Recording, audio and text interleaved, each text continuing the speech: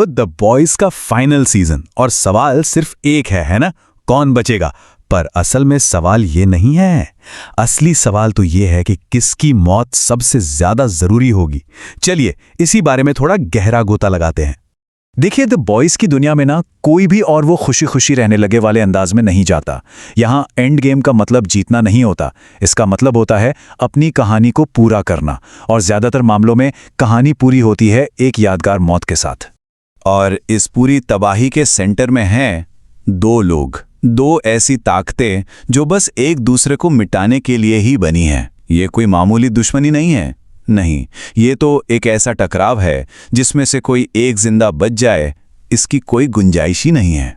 अब बुचर और होमलैंडर को समझने का सबसे सही तरीका यह है कि दोनों एक ही सिक्के के दो पहलू हैं। सोचकर देखिए, दोनों अपने अंदर के शैतानों से लड़ रहे हैं और दोनों किसी भी हद तक जाने को तैयार हैं। बुचर तो धीरे धीरे वही बनता जा रहा है जिससे वो नफरत करता है, और यही बात उनके एक साथ खत्म होने की गारंटी देती है। और बुचर के लिए तो मतलब दीवार पर लिखा साफ दिख रहा है। वो टेम्प वी ले रहा है, वो खुद एक सूप बन गया है, वही चीज जिससे उसे दुनिया में सबसे ज्यादा घिन आती है। तो जाहिर है उसकी कहानी किसी शांत रिटायरमेंट पर खत्म नहीं होने वाली। नहीं, उसका अंत तो एक आखिरी आत्मघाती मिशन ही होगा।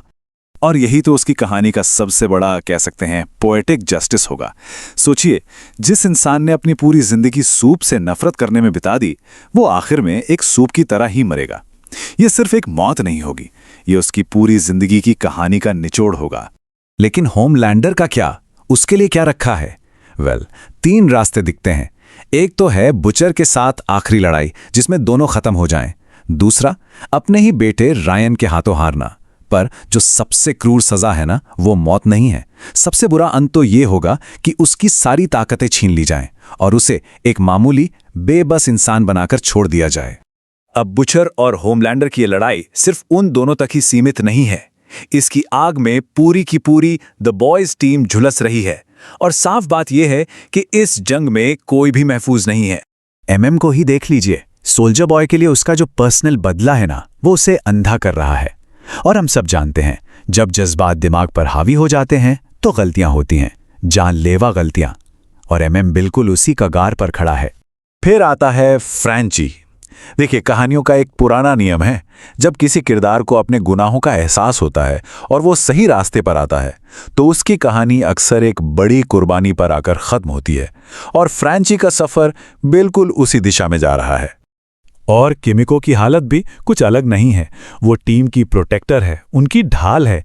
और कहानियों में क्या होता है, सबसे मजबूत ढाल ही तो सबसे पहले टूटती है, खासकर तब जब वो अपनों को बचाने की कोशिश कर रही हो। फ्रेंची और किमिको, इनकी कहानियां इतनी ज्यादा जुड़ी हुई हैं कि सोचना भी मुश्किल है कि एक के बिना दूसरा बच पाएगा। भविष्यवाणी तो यही है कि दोनों में से एक की मौत दूसरे के आखिरी और सबसे दुखद कदम की वजह बनेगी। लेकिन रुकिए, कहानी सिर्फ द बॉयज की नहीं है। लड़ाई का दूसरा पहलू भी तो है, द सेवन। उनके वो झूठे हीरोज भी अपने अंजाम तक पहुंचेंगे, और उनका अंत सिर्फ खूनी नहीं होगा। नहीं, वो एक तरह का पोएटिक जस्टिस होगा जो उनके किरदारों को सूट करेगा। जैसे कि द डीप। अब उससे किसी हीरो वाली या दुखद मौत की उम्मीद तो बिल्कुल मत रखिए। उसकी पूरी कहानी ही इतनी अजीब और दयनीय रही है कि उसका अंत भी उतना ही मजाकिया और विडंबना से भरा होगा। और एयर ट्रेन, याद है? उसी ने तो ये सब शुरू किया था, रॉबिन को मारकर। तो अब उसकी कहानी का भी एक पूरा चक्कर लगना होगा। उसे एक आखिरी फैसला लेना होगा। क्या वो कुछ सही करने के लिए खुद को कुर्बान करेगा, या फिर उसकी खुदगर्जी ही उसे ले डूबेगी? सच तो ये है कि दोनों ही रास्ते मौत की तरफ जाते हैं।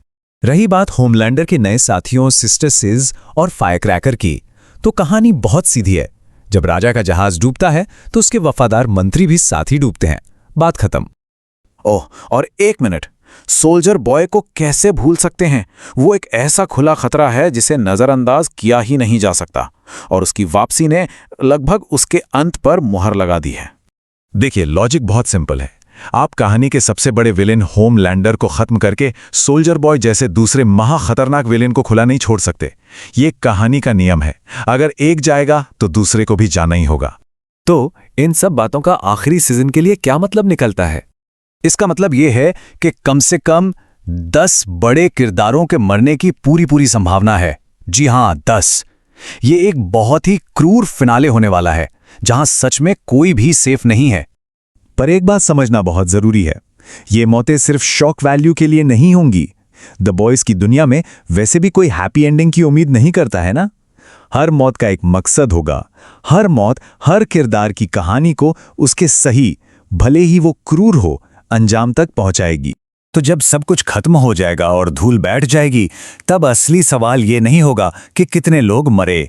असली सवाल ये होगा, किसकी मौत ने कहानी को पूरा किया और किसका अंत सबसे ज्यादा मायने रखता है। और ये सब हमें द बॉयज की दुनिया के बारे में क्या सिखाता है?